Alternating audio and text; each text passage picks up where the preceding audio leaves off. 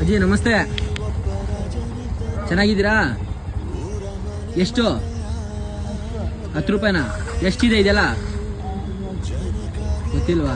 ಬೆಳಗ್ಗೆಯಿಂದ ಎಷ್ಟು ವ್ಯಾಪಾರ ಮಾಡಿದ್ರಿ? ವ್ಯಾಪಾರನೇ ಇಲ್ವಾ?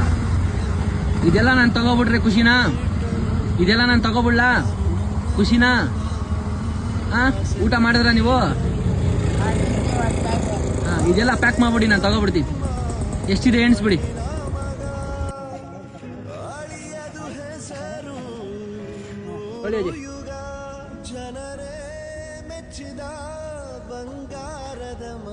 ಖುಷಿನಾ?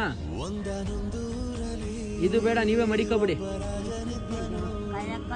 ಬೇಡ, ನೀವು ಇಷ್ಟು ವಯಸ್ಸಲ್ಲೂ ದುಡಿತಾ ಇದ್ದೀರಲ್ಲ, ಅದೇ ಸಾಕು ನನಗೆ.